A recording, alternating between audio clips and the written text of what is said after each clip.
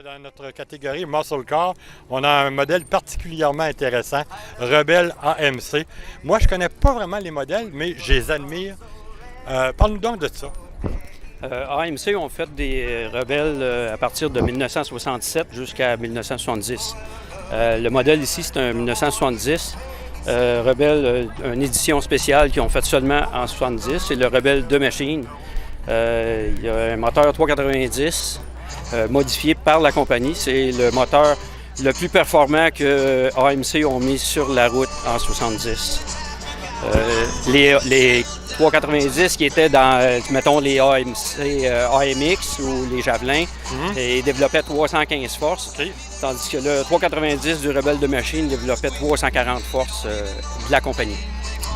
Finalement, avec la SST, si on mettait une SST avec les couleurs de machine, il y aurait juste le point de vue carrosserie qui aurait des différences.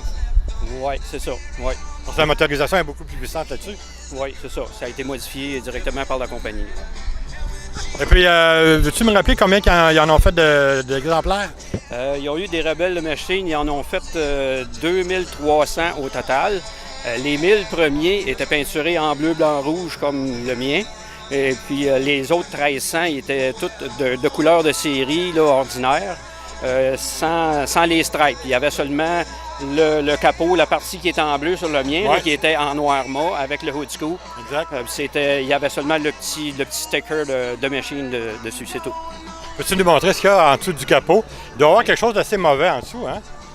Je veux dire, Ah, monsieur, regardez-moi cette merveilleuse motorisation. Alors, tu nous disais que c'était un 390, ça sortait comme ça à l'époque? Oui, c'est bien ça.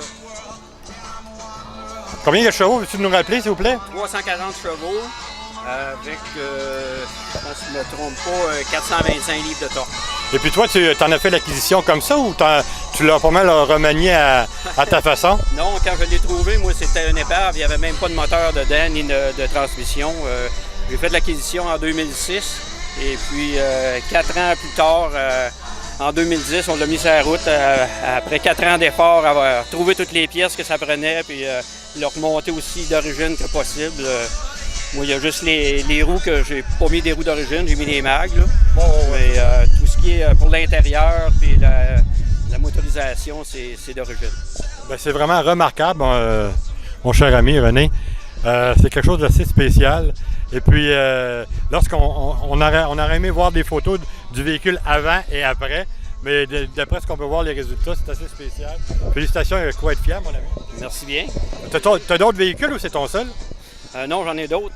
J'ai conservé mon premier véhicule. À l'âge de 18 ans, j'ai acheté un Javelin 73 de mon frère. Je suis le deuxième propriétaire.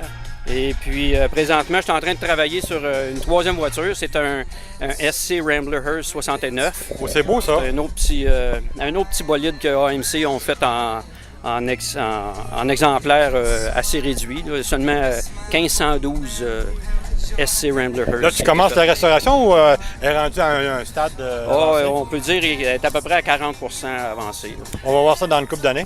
Oui, peut-être possible, oui. Bon, ben, je te souhaite bonne chance dans ton entreprise. Puis félicitations pour ta magnifique de machine. Ça a l'air vraiment méchant. On est sur la route, puis on voit ça dans notre rétroviseur. On a juste le goût de se tasser à droite pour la laisser passer. Félicitations, René. Merci.